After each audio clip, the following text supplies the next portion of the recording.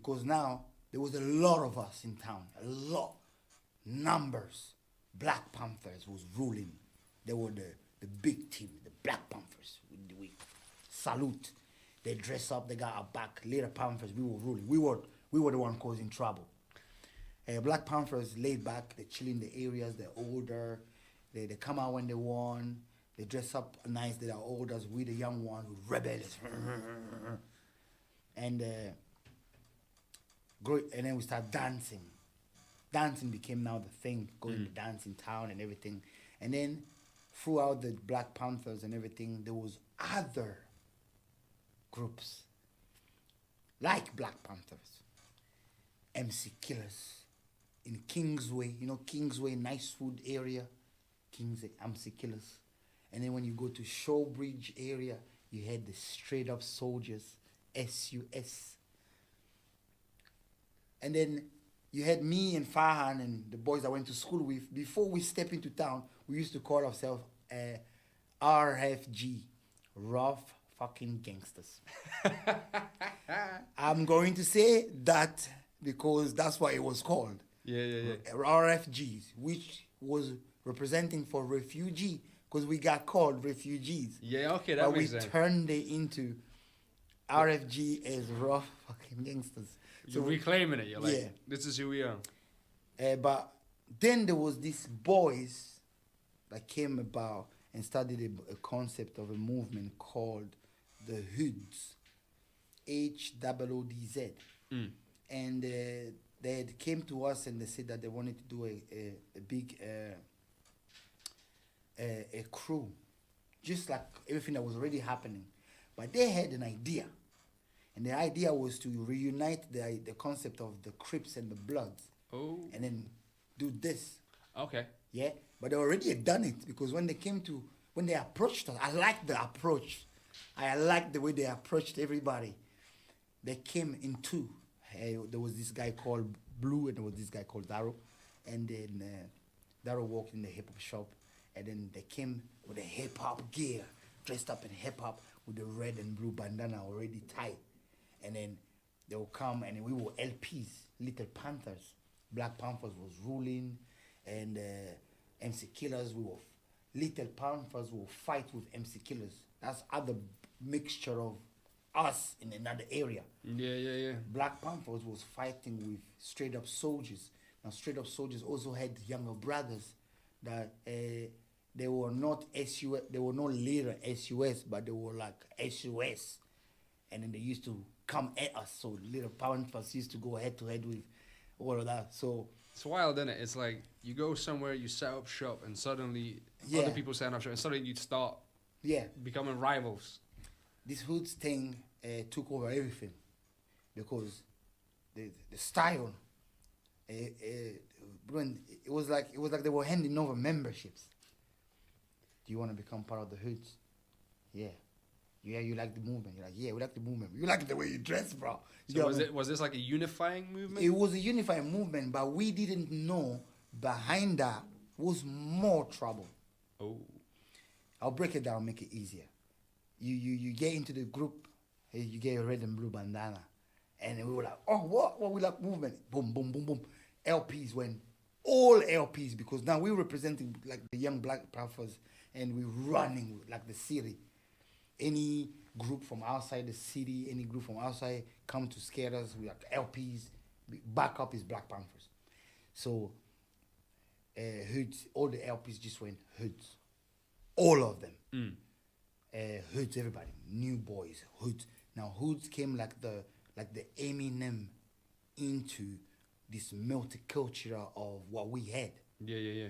But it brought the whole Glasgow, the Scottish scene of hip hop, into Hoodz. So Black Panther was like the black boys and the Iranis, the Somalians. It was very, very black concentrated, escape type of group and movement.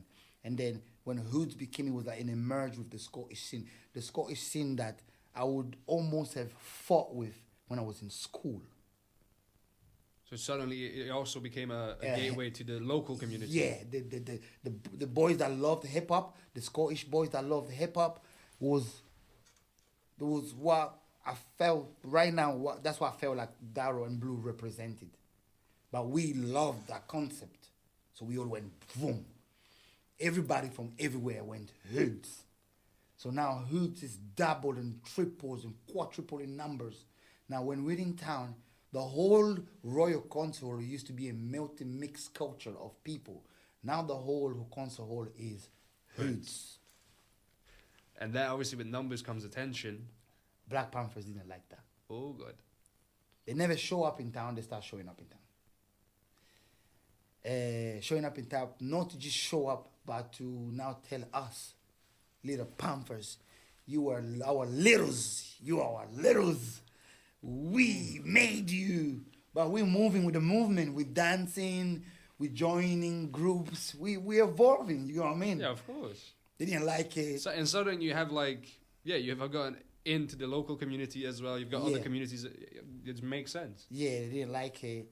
And there was outside sources that concentrated the attention of little Panthers on the Hoodz, like the schemes, groups and all that. And then the Hoodz were just taking over everywhere. So we went to different schools, all of us. Different schools. Sai Hill, Red Road, Castle Milk, Showlands Academy. And now it was like the Hoodz representing Hoodz, red, blue, red and blue, red and blue, red and blue, red and blue.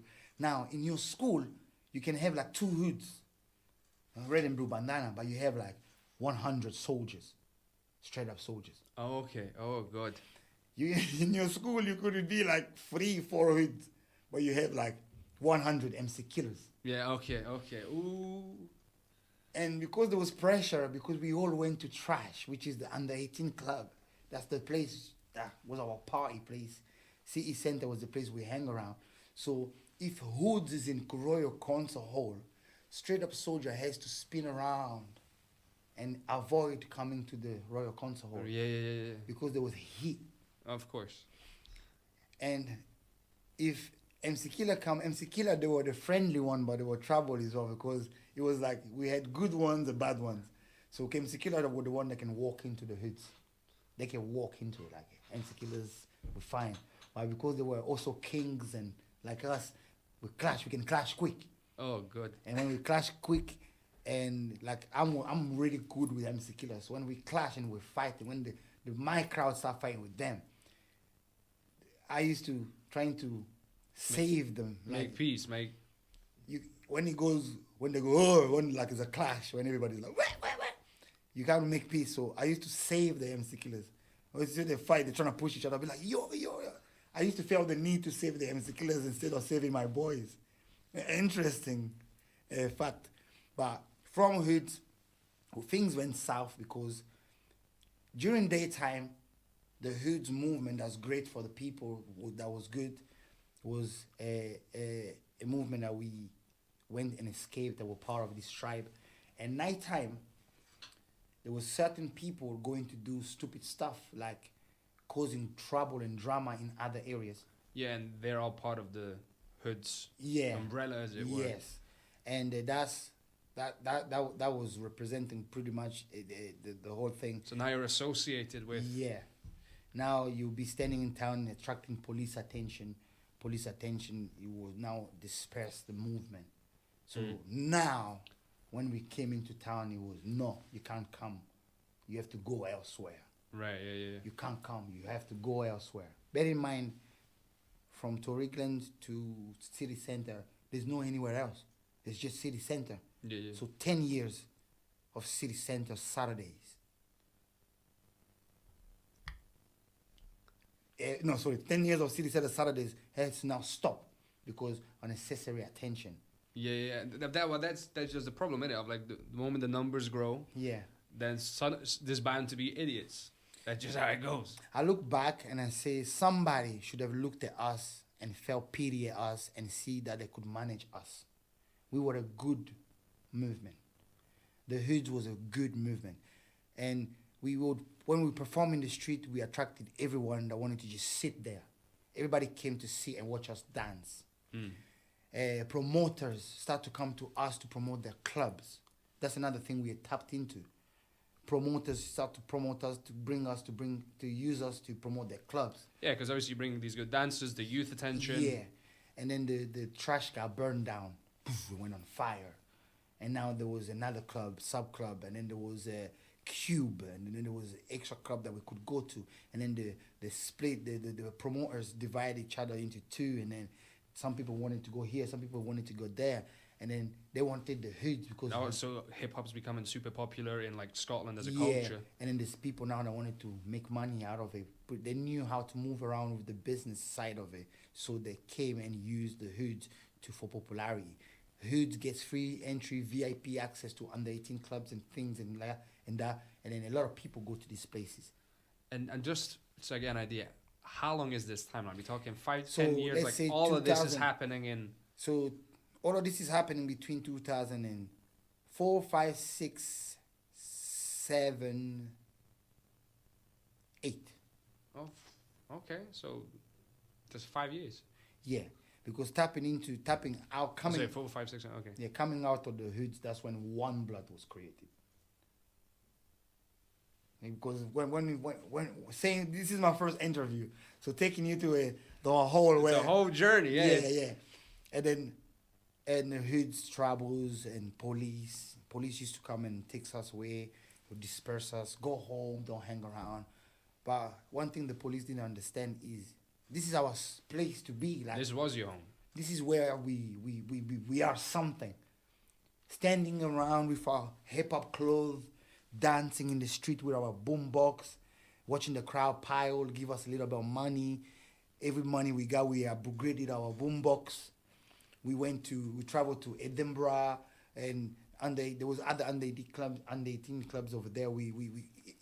It would have turned into a good movement. There's something very fascinating, which I was thinking about it.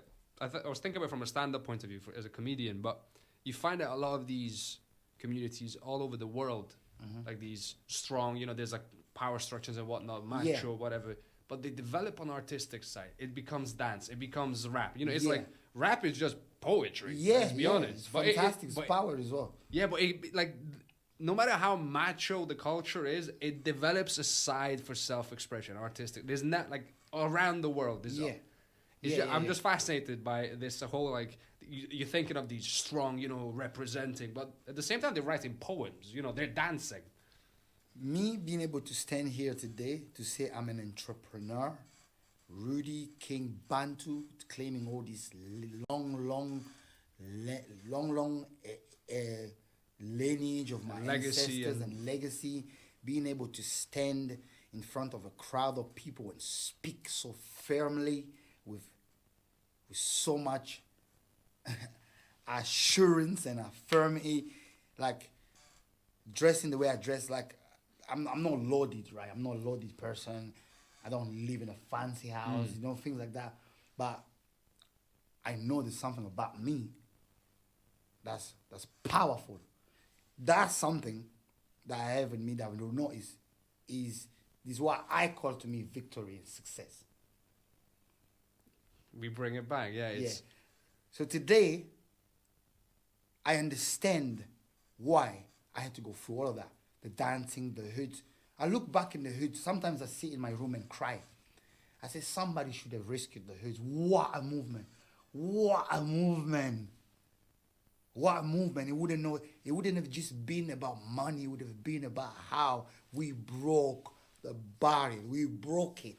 The barrier was broken. Yeah, you've united. Like you brought the locals. You brought all these different groups together. Yes. It was broken. Like you can't stop that. I remember I went to Clevedon High School. After Castlemilk, we moved to Lincoln Avenue, and then I had to move schools, and then I had to go to Clevedon, and then in Clevedon High School, in Clevedon High School was all the Hoodz. So remember I was telling you being 102. Yeah. In Clevedon it was Hood Central. Mario, Moment, all the G's like us. They were in Clevedon Secondary. So it was like the school, like the everything that you could get away with in that I didn't trying to get away with in other school. When I walked in, everybody that was Hoodz was getting away with it in that school. They were bullying the teachers. They were bullying the school. They were spinning the school upside down, jumping lunch queues and taking people's foods because everybody knew they were the Hoodz.